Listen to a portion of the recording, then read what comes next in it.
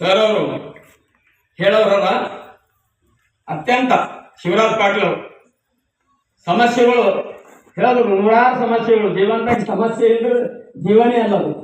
ಕಷ್ಟಗಳು ಬಂದರೆ ಆ ಜೀವಂತನ ಅನ್ನಂಗ ಇದ್ದಿಲ್ಲ ಅಂದ್ರೆ ಆ ಸತ್ಯ ಹೆಣಕರೆ ಕಷ್ಟ ಏನು ಬರಲ್ಲ.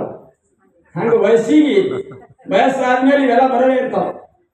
ಅಂದ್ರೆ ನಂಗೆ ಅನಿಸ್ತದ ಇನ್ನು ಮುಂದೆ ಬರ್ತಾ ಬರ್ತಾ ಇದೆಲ್ಲ ಸಂಖ್ಯೆ ನೋಡ್ರ ಇದು ಸಂಖ್ಯೆ ನೋಡ್ರೆ ನಂಗೆ ಹಿಂಗೆ ಅನಿಸ್ತದ ಮುಂದೆ ಒಂದು ದಿನ ಇನ್ನೊಂದು 2 ದಿನ ಆದ್ಮೇಲೆ 10-20 ವರ್ಷನಾಗ ಮುಂದಿನ ಪೀಳಿಗೆ ಏನು ಬರ್ತೋ ಎಲ್ಲ ತಾಯಿ ತಂದೆ ಚಂದ ನೋಡ್ಕೊಂಬರೇ ಬರ್ತಾರೆ.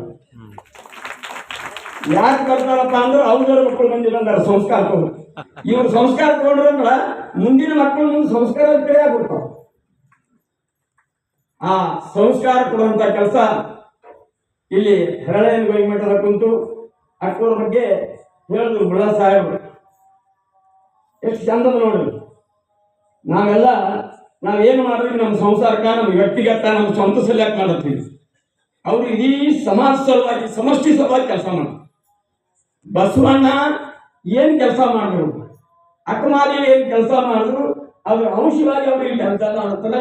ಅದಕ್ಕೆ ನಾವು ಅವ್ರಿಗೆ ಕೋಟಿ ಕೋಟಿ ಧನ್ಯವಾದ ಹೇಳಿ, ನಾ ಶಿವಪೂಜಾ ಕಡ್ಡಿ ಬಿಟ್ಕೊಂಡು ಬರಬಾರ್ದು, ಮುಂದೆ ಶಿವರಾಜ್ ಪಾಟೀಲ್ ಅವರು ಮಾತು ಕೇಳೋಣ ಅಂತ ಹೇಳ್ಕೊಂಡು ನನಗೆ ಮಾತಾಡಲಿಕ್ಕೆ ಅವಕಾಶ ಕೊಟ್ಟಿದ್ದು ತಮ್ಮೆಲ್ಲರಿಗೂ ವಂದಿಸಿ, ಅಕ್ಕ ಅವರಿಗೆ ಮತ್ತು ಶ್ರೀಗಳ ಭಾಗಕ್ಕೆ ವಂದಿಸಿ ನಾನು ಮಾತಾಡ್ತೀನಿ.